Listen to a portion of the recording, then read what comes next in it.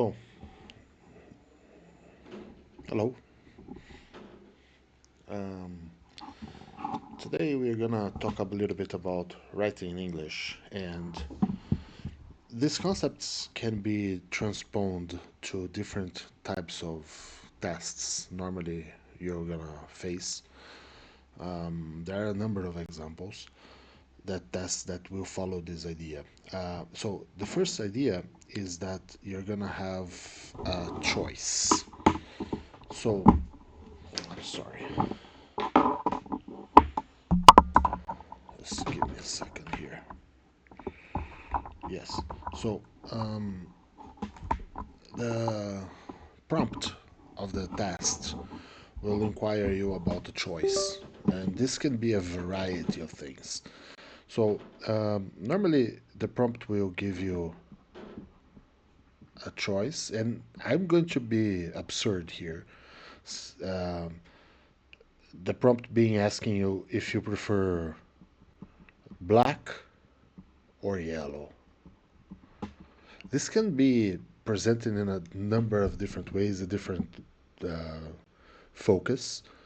Um, but pretty much you're gonna have a choice. You're gonna have to choose one. Okay. So what you do is first thing is to organize your answer in a very specific way.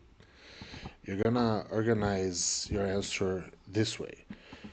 First thing you do is number one, you are going to present a thesis. And a thesis is something that you defend. So this is your point of view, your main focus. In this case, the prompt is asking us to write about black or yellow. What is your preference? What is better? So the answer for my thesis is black.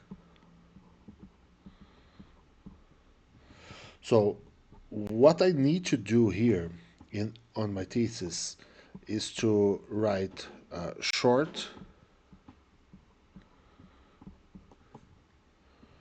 I like to use this type of language, which is slogan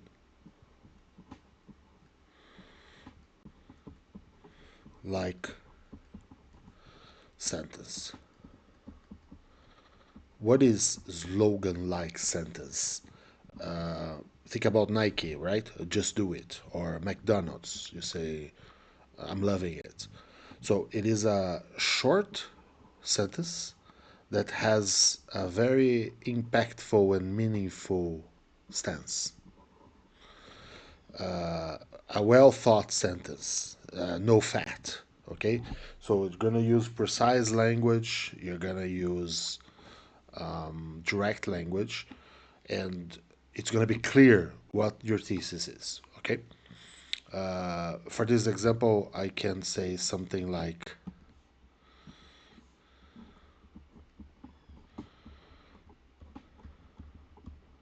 black is better.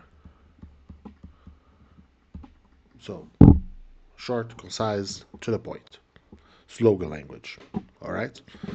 Now I'm going to have to write an argumentation.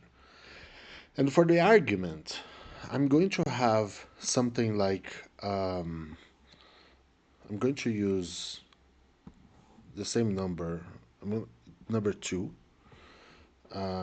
It's gonna be divided in 2A, 2B, 2C. So 2A is what we call the argument.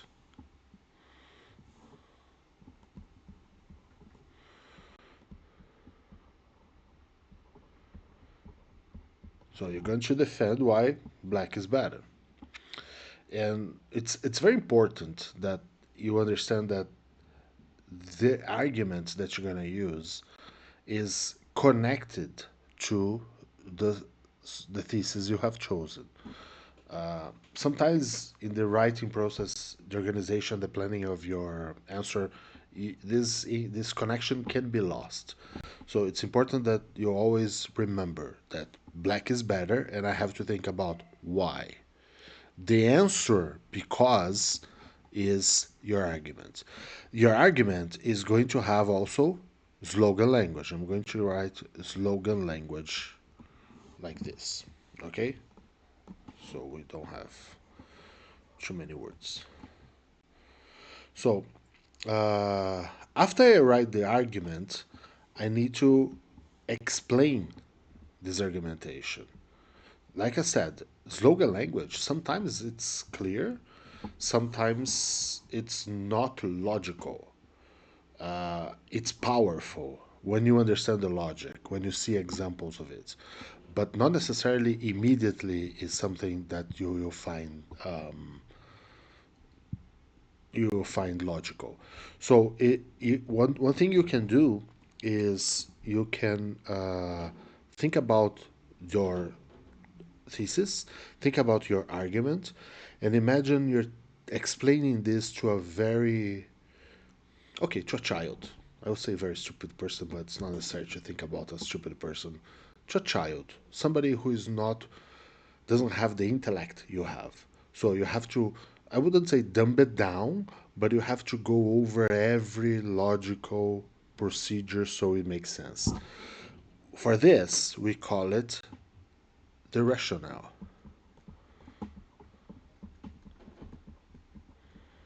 And here, we are not going to use logo language, we're going to use narrative language.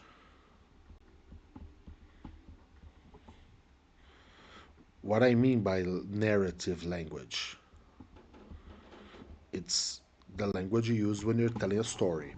So there is a chronological timeline, there is cause and consequence, uh, building up the background, the context background of the idea.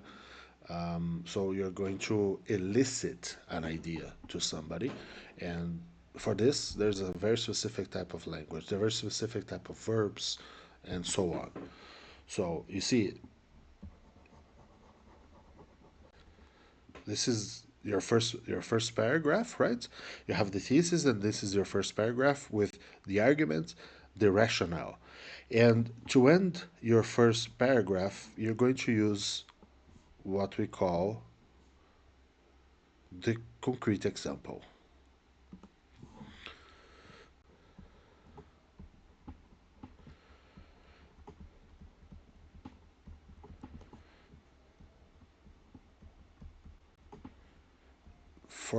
For this, we are going to also use narrative language. I'm going to use this code here for narrative language. So this is what a good paragraph would look like. And what is the concrete example? Um, I have to talk a little bit about my experience with language. I am Brazilian, a Romance language, a Latin-derived language, and in my the way I construct my sentences, the way I defend my argumentation, this is a little bit strange for us to do, to think about an example where this situation that I'm talking about applies. Normally, Romance languages are they're very, I wouldn't say theoretical, but they're very imaginative. We are very, we go on with the ability of being abstract. This is the word that I was looking for. It's very abstract, the way I speak, the way I think. We like to think about abstractions, and we're very comfortable with this. English is not like that. So for Latin derived languages like Portuguese, French, German, Portuguese, French, Italian, and Spanish, it is a challenge sometimes to be concrete the way native people are with their use of the language. This is the part you're going to do that. So remember, there's a thesis, and now you're building an argument. The argument is a very short sentence. This is like the reason why your thesis is valid. And then you explain that reason logically. And now you're going to give out an example or where this idea is corroborated into the real life. Your foot on the ground. It's not an abstraction. It's not something you think about somebody or the concept of this. No, my uncle did that. I saw an accident last week and this happened. So we're going to use real life, real experience. It can be your experience, it could be something that you read about, but it's something that happened. So this will foot your idea on the ground, and this is like you're planting a tree. English is very necessary that you have your footing on the ground. So this is the basis of an argumentation. Argument, rationale, concrete example. Okay. For our example here, if I say black is better, I can think about an argument for that. And this is something I think it's the most difficult, especially if there is time involved. This would be the most difficult part of your essay, is to think about valid, logical, and compelling argumentation, right? So for this, I'm going to choose. Spoiler alert! I'm going to build three more paragraphs. Sorry, two more paragraphs in total of three. So this structure of 2A, 2B, 2C, there will be 3A, 3B, 3C, 4A, 4B, 4C. So I will use three arguments to defend my thesis. So this is one of three, okay? So my argument for black is better, I'm going to use,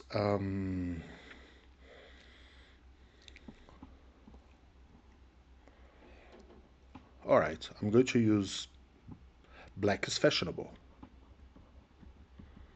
Again, look the size of my sentence.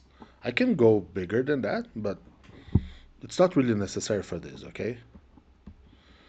Very clear cut,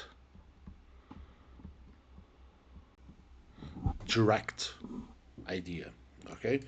So, like I said, black is better than yellow. That's my argumentation.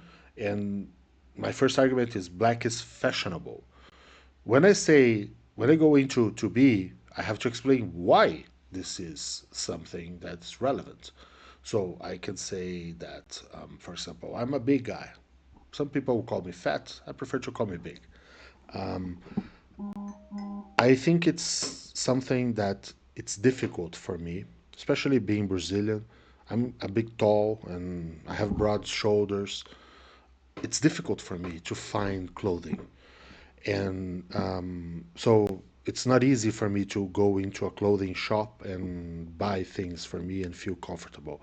Normally, I'm very uncomfortable doing that, especially because they don't have my size. If I like something, the color or the style of a piece of clothing, they don't have my size, and this is a hassle.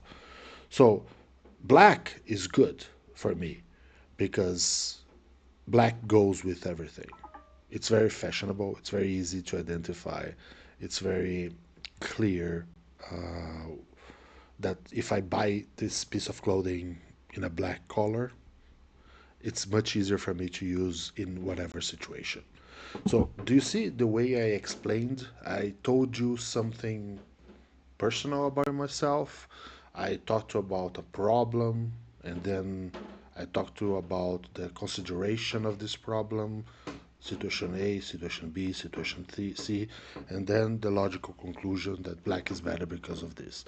I am explaining why black is better in terms of fashion. Okay, this is my rationale. Uh, so I would say I would write black is better. The first reason for my paragraph will look like this. The first reason for this decision that I took that black is better is that black is fashionable. I state my argument. And then I period, and then I start in the same, continuing the sentence in the same paragraph. I start with this narrative explaining what happened, explaining why this is important or not. And to close up this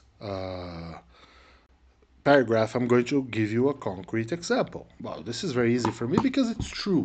I am wearing black now. If you look at my wardrobe, you will see like 80% of my clothes are black.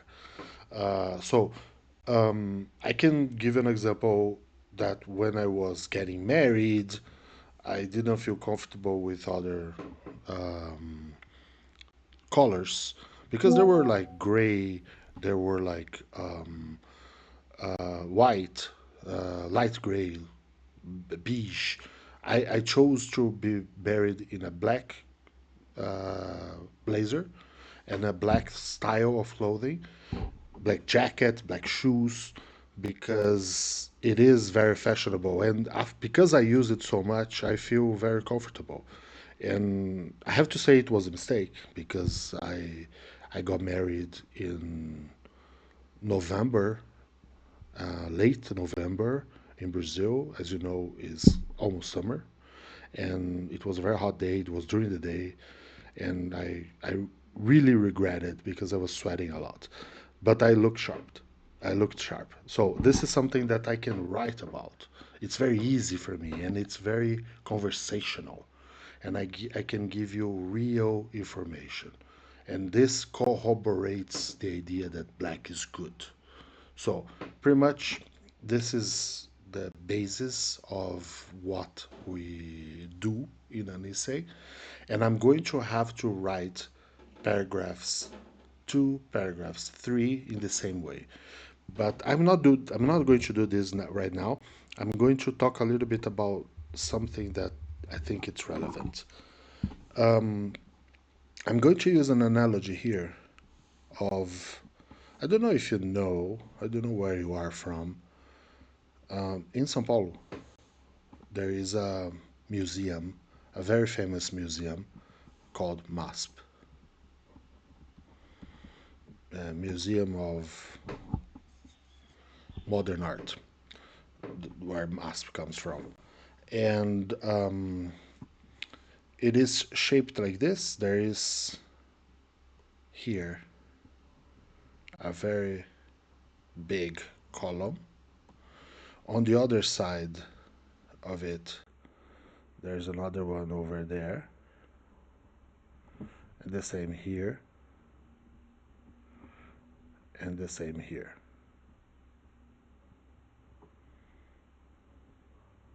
Over there.